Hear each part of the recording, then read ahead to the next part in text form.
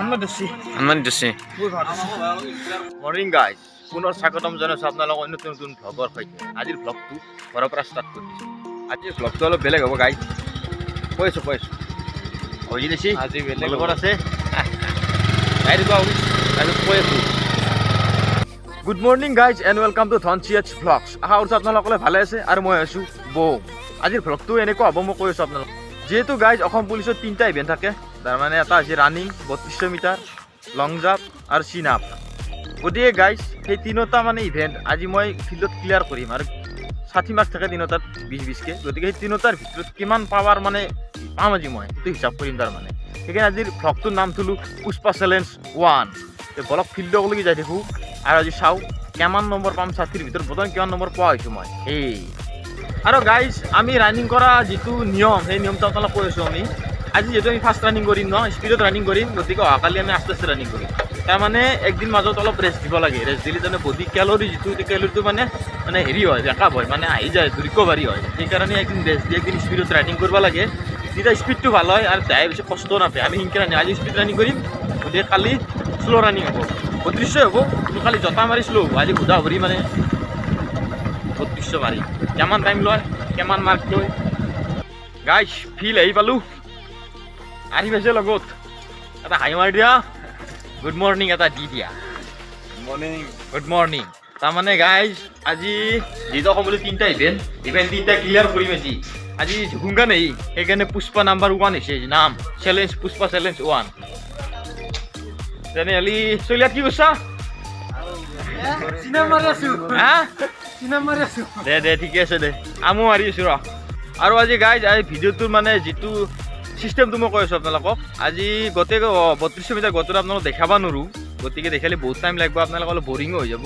গতিকে প্ৰথম 1 পাকটো দেখাম কিমান টাইম লয়, তাৰপিছত 6 পাকটো, তাৰপিছত 10 পাক হ'ব, তাৰপিছত 10 পাকটো দেখাম টাইমিংটো, তাৰপিছত 11 পাকতটো, তাৰপিছত 12 পাকতটো, তাৰপিছত টোটেল 12 পাকত কিমান সময় ল'লাক আৰু মাৰ্ক কিমান পালে সেইখিনি হিচাপ হ'ব। তাৰপৰা চিধাই মানে গৈ লং জাম্পখিনি কৰিম, লং জাম্প কৰি পেলাই চিন আপ কৰিম। সেয়ে আৰু গাইজ মোৰ লগত আছে যি বুন্দা ভাই আৰু পংকজ আছে, এই চানুৰ আছে চানুৰ। গতিকে আমি এতিয়া ষ্টাৰ্ট কৰিম ৰানিং। পিছত তেলে আৰম্ভ কৰা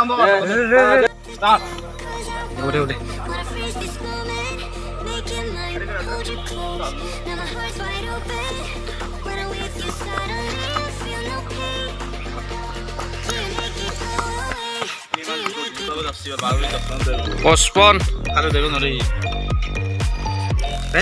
ৰানিং 6 পাক হ'ব। টাইমিং হ'ল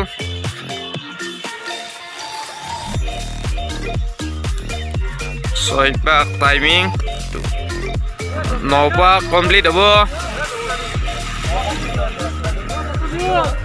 টাইমিং 9 কমপ্লিট হ'ব। টাইমিং হ'ল 10:50 ছেকেণ্ড, 10 কমপ্লিট হ'ব। 10 কমপ্লিট হৈছে, 11 মিনিট 11 কমপ্লিট হ'ব এওঁলোকৰ। টাইমিং হ'ল 12 মিনিট।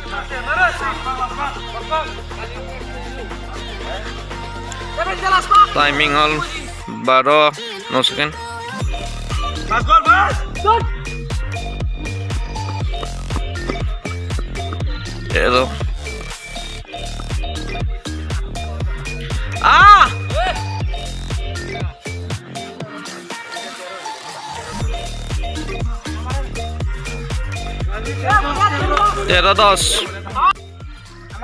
কিবা এটা কৈ দিয়ক।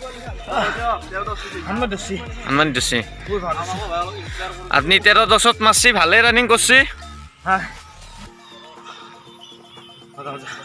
গাইজ 3200 মোৰ লৈছি 13-10 কষ্ট হৈছে। হনুমান দিছে আৰু পাৰলোঁ হয়। উফ পংকজ কিমান লৈছি? আগলৈ আছি মোলৈ 12:55 লৈছি। মজা মজা এটা হাই কৰি দি দেখা নাই তোক। এই 12 এতিয়া লং জাম্প মাৰিম, বেছি মই জিৰা নাই। লং জাম্প চাওক 3টা মাৰিম একেলগে। কিমান কিমান আছে এইটো 14 5 টকা লওক কেমেৰা কিমান মাৰা এইটো 15 এইটো কি এইটো কিমান 15 এইটো 16 হাতটাৰ তৰিয়াল নগত মই জৱাবনো তৰি মই এটা মাৰিম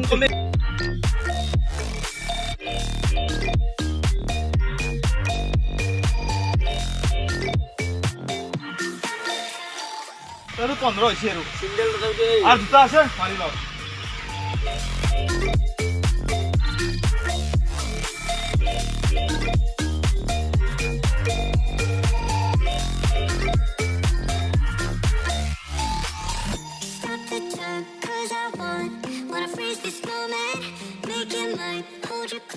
গাইস এটা মারিম সিনাপ আহা সিনাপ মারো আয় গুলি গুলি মারগা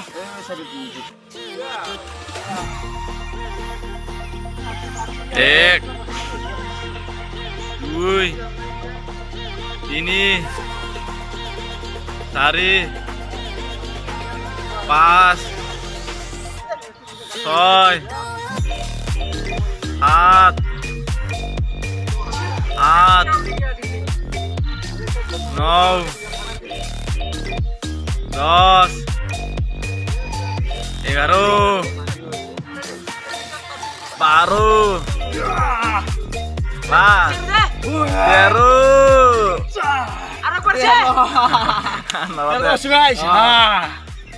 আৰু গাইজ এতিয়া আপোনালোকক মই হিচাপটো কৰি দেখিয়ে দিছোঁ কেনেম কেনেম পাইছোঁ মই আছোঁ হেৰি 32 মিটাৰত আছোঁ মই 13 মিনিট 10 ছেকেণ্ডত তাতে মই পাইছোঁ 11 মাৰছোঁ 11 পাইছোঁ না 11 লং জাম্প মাৰছোঁ গাইজ 15 ফুট মাৰছোঁ তাৰমানে তাতে পাইছোঁ মই কেনে পাইছোঁ 15 ফুটত মই 16 আৰু চিনাপ গাইজ মই মাৰছোঁ চিনাপ 13টা তাতে মাৰছোঁ 19 মই টোটেল কিমান পাইছোঁ কৈছোঁ আপোনালোকক টোটেল কিমান 16 আৰু তো হেৰি প্লাছ হেৰি 19 হেৰি যাব 19 টোটেল গাইজ মই 46.16 পাইছোঁ মানে 60ৰ ভিতৰত ভাল হয় না ইমান কমন কৰি জনাব আজি মই ৰিটাৰ্ণ পাম না নেকি মানে পালি এখনমান পালি নাই আৰু গাইজ কালি হ'ব পুষ্পা চেলেঞ্জ 2 কোন থাকিব মই কৈ আছোঁ আপোনালোকক অলপ ৰাখক গাইজ কালি পুষ্পা চেলেঞ্জ 2 থাকিব আৰিফে টোটেল কিমান চেষ্টা কৰিবি কালি 51 চেষ্টা কৰিব গতিকে চাই থাকিব কালি লৈ আহিম নতুন এটা ভ্লগ আৰিফৰ লগত পুষ্পা চেলেঞ্জ 2 গাইজ আজিৰ ভ্লগটোতে শেষ কৰিলোঁ পুনৰ লগ পাম আপোনালোকৰ নতুন ভ্লগৰ সৈতে তেওঁলোকে চেনেলটো ছাবস্ক্ৰাইব কৰি থ'ব আজিলৈকে টাটা বাই বাই জয় আই আহা আহি আছোঁ আৰু